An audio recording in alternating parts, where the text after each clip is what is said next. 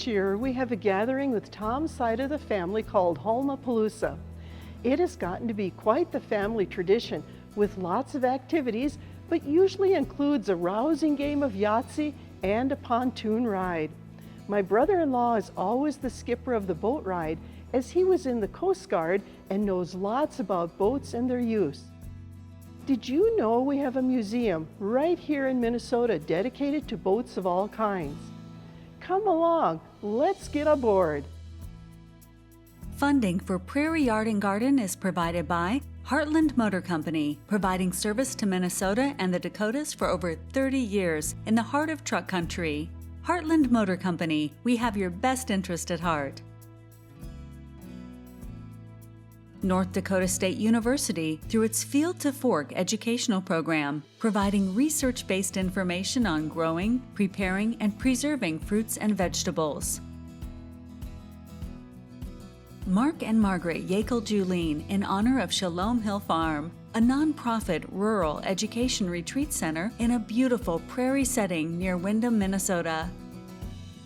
The Minnesota Arts and Cultural Heritage Fund, with money from the vote of the people of Minnesota on November 4th, 2008. And by Friends of Prairie Yard and Garden, a community of supporters like you who engage in the long-term growth of the series. To become a friend of Prairie Yard and Garden, visit pioneer.org/PYG.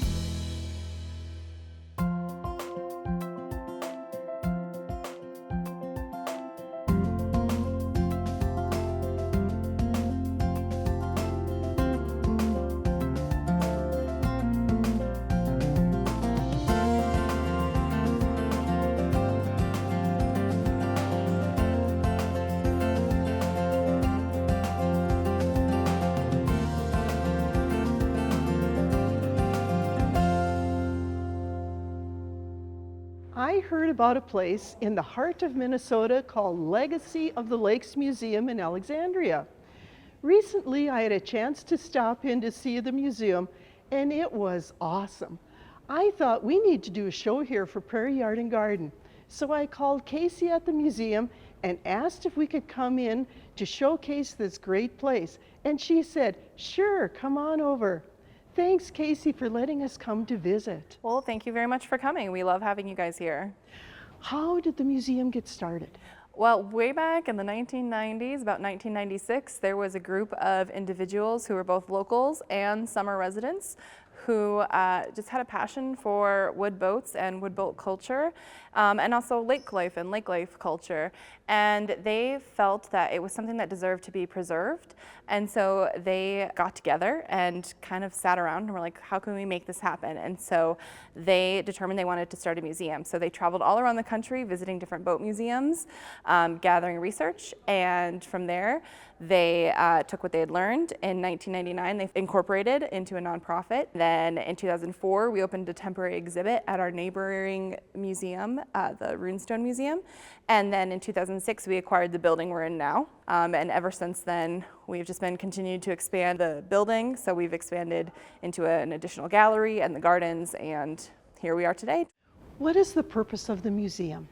We're here to celebrate lake life and lake culture. You know, we used to be called the Minnesota Lakes Maritime Museum and Society, but we changed that in 2015, 2016 to the Legacy of the Lakes because we wanted to better encapsulate all that we tell. So we tell stories not just relating to boats, but also to, you know, we talk about swimsuits, history, and personal flotation devices, and resort culture and resort history. So we're just all about lake life and lake culture, and how, you know, going to the lake has just been something that's ingrained not just in Minnesota, but, you know, around the country, around the world. About how many visitors a year do you have? Well, it can vary, and as we've grown, so too have our visitor numbers. We're open for about 6 months of the year. Last year we had just under 6,000, so that was our record year, but typically we get about 5,000 a year. What are some of the types of boats that you have here? Well, every year we change out exhibits because we try to keep things fresh for our local visitors who come every year. So this year we have a temporary exhibit called Out of This World, Wild and Wacky Watercraft. So these are all boats that kind of are inspired by the space race. It's kind of like the Jetsons meets the water. So, you know, we've got a flying saucer boat, which is kind of really interesting and does work. But we also have like the Hellabout, which is a cross between a helicopter and a boat. It's an interesting thing that doesn't work. It never flew, and as far as I know, it never went on the water.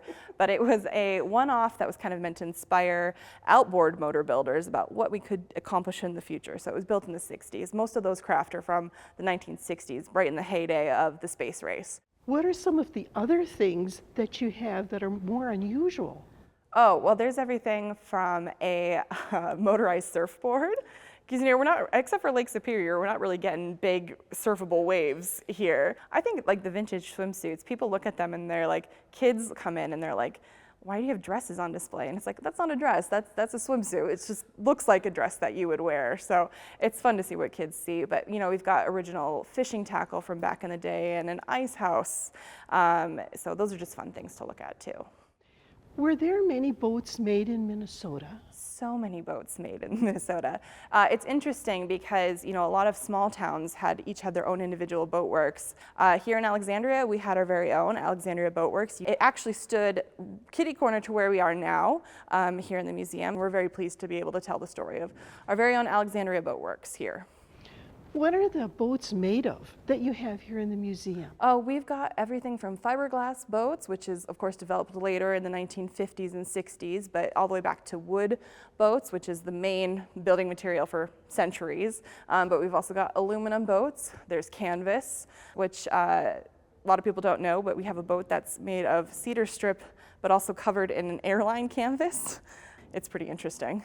So another thing we have on display is methods of powering these boats. So, I mean, obviously the earliest boats were powered by paddle and other methods, but, you know, after the advent of steam and combustion engines and all these things, really the powered boating industry just takes off. And so there are two main types. You have inboards and then you have the outboards. And so we have a great display of outboard motors here at the museum. So we have everything from Midwest local brands. So you've got Johnson and you've got Mercury and you've got Evinrude, and you really start to see a lot of development of that also in the 50s. So again, in that Out of This World exhibit, we see a lot of development and out there designs of those outboard motors in that exhibit as well. So there's a guy named Brooks Stevens. He's from Wisconsin, and he worked really closely with Evinrude to develop a lot of designs. So when he designed that Hellabout, it was actually to promote the Starflight motor on the back of it.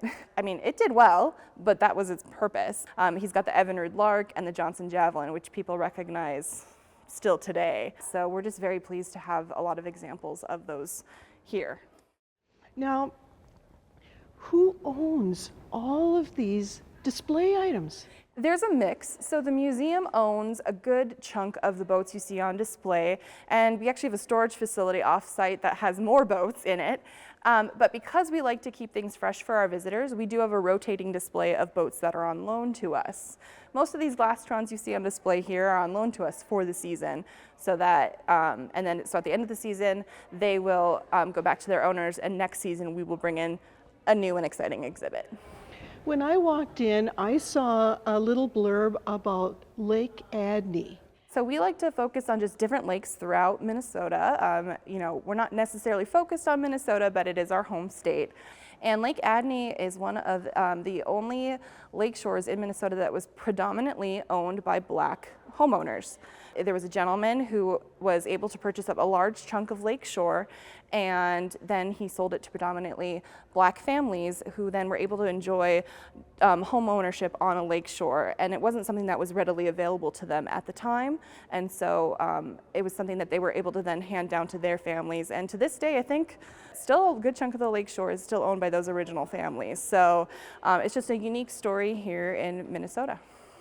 You had mentioned gardens, and of course my ears perk up with gardens. Can we see your gardens here too? Yes, actually, I'm going to hand you guys off to Carol, who's our former director. She has been heavily involved in the gardens development for years, so she'll take you guys out there and tell you all about them.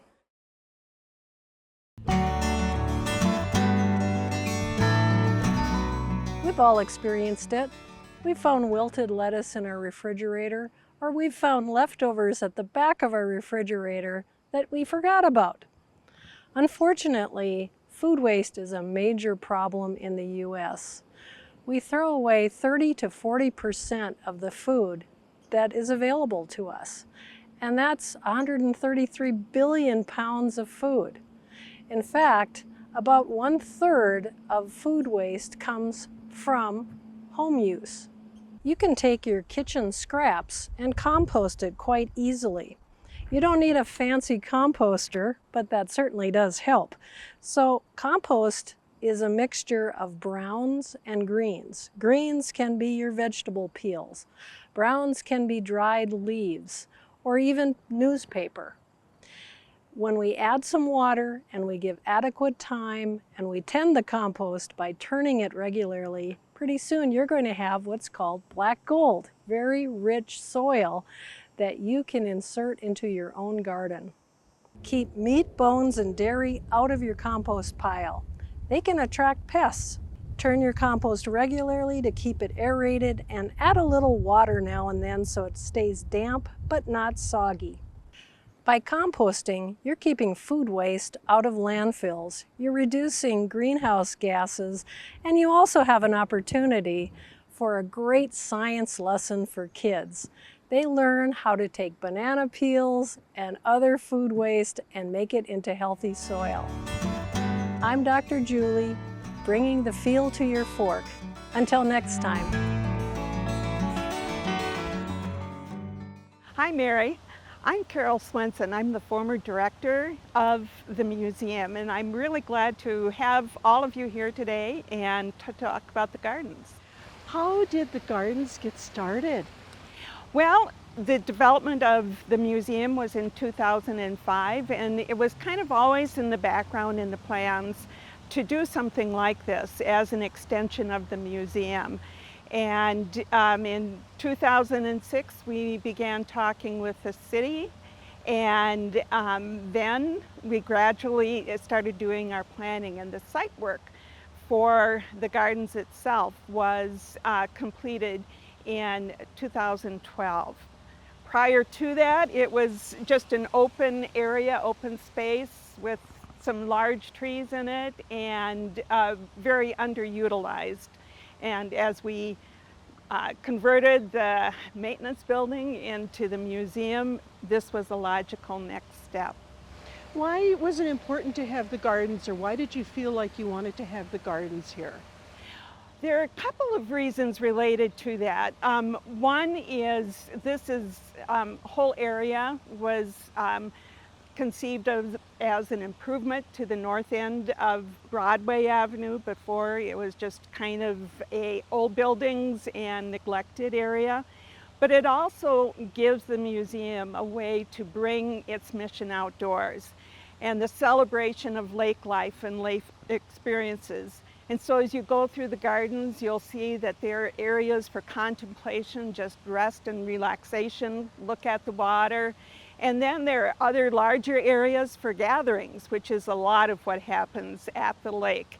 And there are many community gatherings here. It's a place to build community. And then also it's a place of discovery and learning, and about lakes and lake life, and what it all means. Who did the design work of this beautiful place? Well, the drivers of the development of the gardens were Bruce Olson and Bob Brickwig, who is an owner of Colorful Seasons Greenhouse, and Holly Walgren, who works at Colorful Seasons, was the person who laid out the basic design of the gardens and also helped lead and guide the selection of the plants and plantings that you see. So who picks the annuals that are put here now? Well, it's become more of a group effort. Initially, Colorful Seasons helped us a lot, and volunteers and staff have been taking on that responsibility. And actually what we're looking at is starting a master planning process for the gardens itself and thinking to the future and how can we make the gardens more sustainable, more reflective of native plants and plantings, and give our volunteers knees a little bit of a break and could start to think of perennials and so on that, eventually will, maintain themselves or require less work. Well, that was my question, is who does all the planting and the maintenance? We have a big planting day at the beginning of June. And that's when we put in the majority of the flowers into the beds. And we have 15 to 20 volunteers who come in and get their hands dirty and their trowels into the soil and begin to really plant the gardens. And then they continue to help us maintain the gardens over the summer. We have some staff that do things like mowing the grass, etc. But a lot of the annual beds, the weeding, that kind of thing is really done by a really dedicated corps of volunteers. Carol, when this was designed, was it made so that there's flowers or color throughout the season? Yes, it was. And what we see is in the spring, we have a lot of the flowering shrubs and trees that bloom. And we have, some early plants like the Siberian iris that you see that brings out the purple. And we have peony bushes and all sorts of different types of perennials that bloom in the early spring. And then by early June, we have the annual beds planted. And that's, really gives everything a pop of color for when we have a lot of events going on in the gardens and we have a lot of visitors. And then into the fall, we have the Joe Pye weed begins to, bloom, and our sedum is blooming, and you can see the, the hydrangeas, and it's all quite, sequenced and lovely throughout the summer season. What are some of the main features out here in the gardens? Well, as people are leaving the North Gallery of the museum, where they see all of those beautiful mahogany boats, they first encounter our waterfall, which is, continues that theme of water into the gardens. And the sound and, just watching the water flow is really something that a lot of people love. It's a great place for photos, for family ops, and also for teaching. We do classes with boat building for kids, and they come down here and see if what they built floats. So it's really an active place, and the sound just kind of sets the tone for going into the gardens. And then throughout the gardens we have gazebos that are placed in critical positions, so you could have some with furniture inside of them, and we have a lot of people who just come in with their friend and sit there for an hour and have a conversation. The other gazebos we often use for either teaching or to support events that are happening in the gardens. And then one of the main features of the gardens is the Polig family stage, and that is where we have a lot of our concerts, wedding ceremonies happen there. And so there are a variety of different activities that are generated and take place around the different garden features. I need to ask you about one feature that I saw. There's a sign that has different cities on there. How did that come to be, and how did you pick those cities? Well, that's a very interesting story, and it kind of is the story of this museum. The pier and area around the sign is really a memorial for Fred Bursch of Bursch Travel. And donations from, in his memory, were used. The pier was initially built as part of the second phase of the garden, but it was expanded on. And that post with all of the different cities was donated by his wife, Terry Bursch.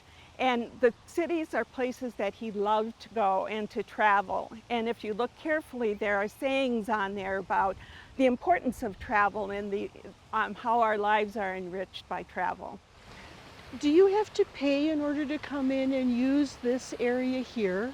No, it's open to the public from dawn to dusk. There is no charge. And so people can wander through, they make it a part of their lunchtime walk or their running that they're doing. We see a lot of runners taking a little break here and then continuing on the way. So there's no cost, and it's just a great place. Thank you for sharing this beautiful spot. And I'd like to find out more about some of the events that you have here. Thank you.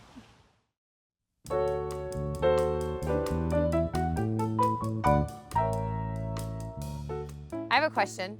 I just love native grasses. What are some new varieties I should try? Wow, there's lots of new things with ornamental grasses, and especially with natives. We have a huge collection at the Minnesota Landscape Arboretum, and I'm here with a prairie dropseed, golden prairie, and it's yellow. Yes, a yellow form of prairie dropseed, and right beside it is a variegated form, white stripes with little blue stem. Both of these are great native grasses selected for their wonderful color appearance, and they're good for dry sites in full sun in your garden. So two great natives.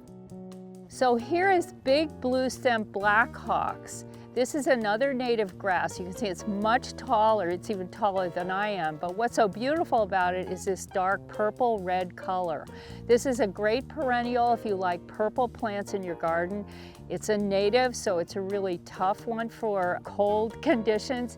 And this is the perennial plant for 2026 from the Perennial Plant Association. So that means it's a proven winner, and lots of perennial growers have voted as a favorite. Another great native grass is Sorghastrum nutans. This selection comes from the University of Minnesota. It's Golden Sunset. You can see the wonderful yellow gold fall color that it has. It blooms earlier than many other forms of this yellow prairie grass, and it tolerates dry soil, full sun conditions. Now you can see it's flopping over a little, but we had a big storm here and this can happen. This will bounce back fairly well from this, but it's another wonderful native grass. In the fall, I love to see the birds on this. The sparrows are often on it, eating it, as well as it's a good pollinator plant. So there are many wonderful native grasses you can choose for your garden. The University of Minnesota Landscape Arboretum has a wonderful collection open almost every day of the year. Casey, what do you use this beautiful area for? Oh, well, not only is it just used by the community in general, just for a quiet oasis, in the middle of downtown, but we are also using this for different events, museum events. We use it for our Music in the Gardens concert series. It's part of our Nautical Night fundraiser every year. We use it for rentals though too, so people can rent this out for wedding ceremonies, graduation parties, celebrations of life. It's really just a community gathering space, whether you're renting it or coming here for a museum event as well. Select Friday nights throughout the summer, usually about 4 or 5 times a year, we host music concerts. So it's just another way that people can support the museum by coming to one of our music concerts. We have food, cash bars, and it's just a great night to enjoy the beautiful surroundings of the gardens. We hold it right here at the stage. I heard something about a boat show. Tell me about that. So there's been a boat show in Alexandria for 37 years. Obviously the museum hasn't been around that long, so we've been operating it since I think about the year 2000, maybe a little bit after that. But yes, it's an annual gathering of boat enthusiasts from not just the area, all over, and it's just a gathering of people who love classic and vintage boats. And we hold it at the Lure Lake Bar, which is on Lake Lahamadou. And it's a free event for the public to come to. And there's classic and vintage boats. We give boat rides. There's different kind of vendors and booths to check out. We do pop-up museum exhibits. So it's just a fun day. It's usually the second Saturday in July. And again, it's a free public event and we just love having it. So what do you do if you have an event scheduled and there's rain in the forecast? It depends on the event. It actually happened to us this year where the weather was inclement during our annual Family Day, which is a free event we have every June. We invite families in, and the weather and air quality wasn't the greatest that day. Luckily, we do have that Boathouse Event Center, so we moved all of the kids' activities that we had. I think there was like 15 of them, so we were able to disperse them throughout the boathouse and the museum. For music concerts, generally what we'll do is we'll look for a reschedule date. and see if we can work it. And luckily, the one concert we did have to reschedule, we were able to find a rescheduled date for. So. Do you have events for children here too? Oh, we have so many events for children. I mentioned our annual Family Day that we do every June. We also do kids programming, so kids education classes. They have their own flower bed that they plant here in the gardens. They do recycled boat building, and then they race them here in the little creek. We try to involve kids as much as we can here. And also there are different groups that come into the gardens. So every December, for 2 years now, the Friends of Christmas have worked with us, and they have put on a light display in the gardens in the wintertime that people walk through then. And that's free. The community just gets to walk through it. So it's wonderful to work with other organizations too to utilize the gardens. Is the museum open year-round? We're not. We are actually open only about mid-May through October 31st. And that's just because our wood boats, they require special storage because changes in temperature and humidity are not good for wood boats. So we actually store them in a special room inside the museum. So we have to move everything twice a year. It's a big boat moving day. But because of that, we are only open seasonally. But we do programming all year round. And like I said, we try to do different events. So we have our Parade of Trees event in November, and then that's when that Garden of Lights occurs. Through the Friends of Christmas, they use the gardens for that. This is so beautiful, and I love the pathways because that makes it handicap accessible. It does. The gardens are completely handicap accessible. They're nice and wide. Everybody can go through and just enjoy being out here in the gardens. Do you have to have fundraising events too? We do. So we host an annual fundraiser every year called Nautical Night. That's usually in July.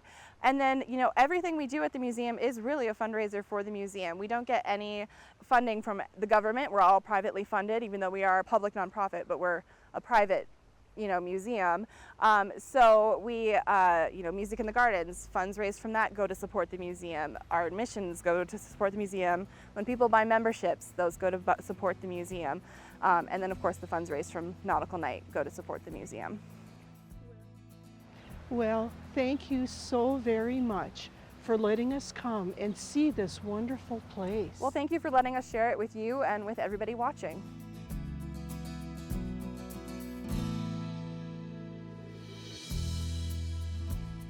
Funding for Prairie Yard and Garden is provided by Heartland Motor Company, providing service to Minnesota and the Dakotas for over 30 years in the heart of truck country.